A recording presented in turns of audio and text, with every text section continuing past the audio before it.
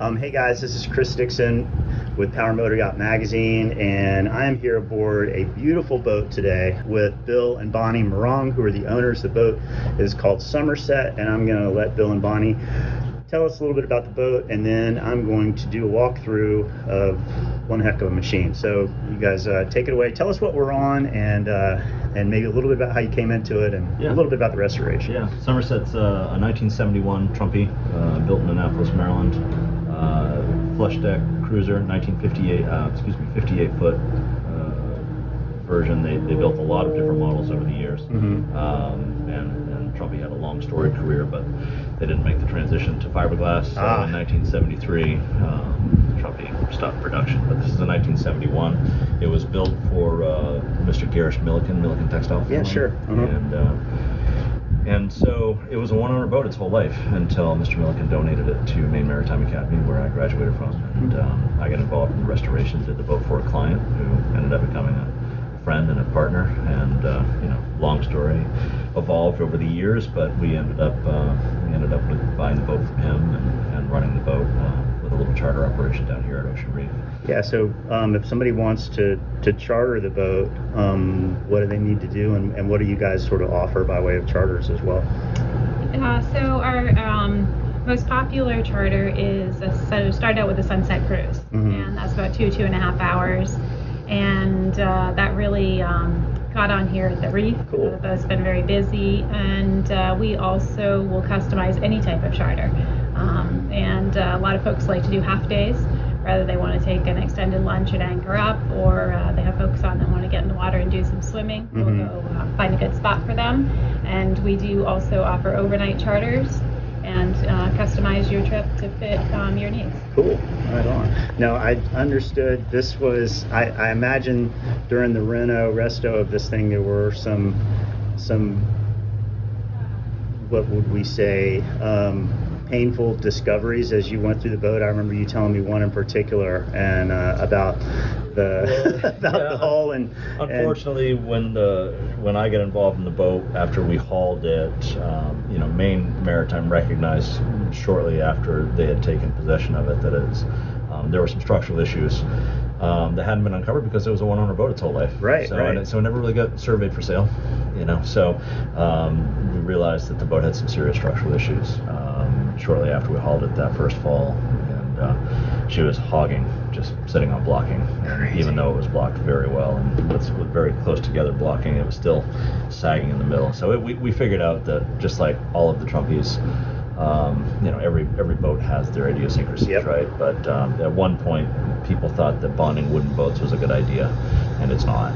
Bonding wooden boat, gotcha. So the copper bonding strap that had no sheathing or anything on it that ran along the top of the keel, was effectively creating a current battery, and it rotted out the top of the keel and all the floor timbers, and so she really had no structure left. So I got to get you the pictures I was telling you about yesterday. Yeah. I will send those to you because it was cool. We got we had to move it with a trailer because after we hauled it out, it was pretty clear that we wouldn't be able to put it back in the water and move it to the shop where we were going to do the restoration. Right. So we had to move it on a huge trailer that Tom Brownell has that he specializes in moving large stuff with, and from Massachusetts. We did the restoration up in Maine, but we had to take a chainsaw and cut notches in the keel to get the boat low enough to sit on the trailer. We knew we were replacing the keel anyway. Right. So the whole bottom came off. The boat ended up getting hung from the shear line, basically beams to the port lights. So because you couldn't block a bottom that you're going to cut off, and then we took a chainsaw to the whole bottom and replaced the entire thing. Did you guys ever have a conversation about like, oh man, do we bite off more than we can chew, or were you guys both on board with making this happen? Well, at the time we were doing it for a client, so we owned a boatyard, a marina and restoration shop up in Maine, Yachting Solutions. Yachting Solutions, right? Okay, gotcha. Since then, it has kind of transformed into primarily a boat dealership, but at the time we were doing a lot of restoration work, and so we were doing it as a retail job for a client. Like I said, that client ended up becoming a partner and a close friend, and then he's a serial boat owner, and decided he wanted to move this one, and I was so fond of it, we found a way to buy him out of his shares of this, and so we retained it and kept it as a charter program down here at Ocean Reef, where it's very fortunate to live here, almost on a year-round basis. We do about 3 months in the yard period during the heat of the summer, but otherwise she lives here year round. Are there any favorite features that you guys, is there anything, I don't know, that really speaks to you guys about this boat in particular? I always say that if I had all the money in the world, I don't know that I'd buy anything bigger. I just love the size of it. It's like a beautiful little pocket yacht. There's 1,000 things that I'm a perfectionist, especially with building yachts, maintaining yachts. So it's, I see 1,000 things wrong with it, but not a lot of people do. I was going to say, when I walk through it, I don't see a whole lot wrong with it. No. And this one is powered by a pair of 400 horsepower 400 diesels? horse Cummins inline Cummins, six. Yeah. normally aspirated Cummins inline sixes. They're turbocharged. They are cooled 8.3 liter Cummins inline six. Okay.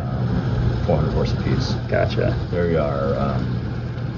They're mechanical engines. The boat was repowered, I want to say 5 or 6, maybe 8 years before we got our hands on it. So it was a fairly recent repower. Gotcha. Of course, this was a dozen years ago now. Yeah. But it just seemed a shame to replace those engines because they were fairly fresh. So we zero-timed them, rebuilt them, zero-timed them. They've been majored since then. So they probably only have about 1,200 hours on them. So, wow. Yeah. Well, I appreciate you guys taking the time very much. I'm gonna do a quick walkthrough and show folks this boat, which I guess you can actually charter yourself, which is kind of cool because a lot of the boats that we feature in here this one's privately owned, but it's privately owned and somebody could actually come and enjoy this. So you could. I mean, we do a lot in South Florida. Yeah, it's a great boat for 2 couples to cruise. Yeah. Cool. We look forward to doing more of it ourselves. For sure. But you're right. She is available pretty much anywhere in South Florida, and a lot of people could be using the boat out of the Miami, Fort Lauderdale area if they wanted to, and all throughout the Keys. We do a lot of charters, from here down through Little Palm Island, Key West.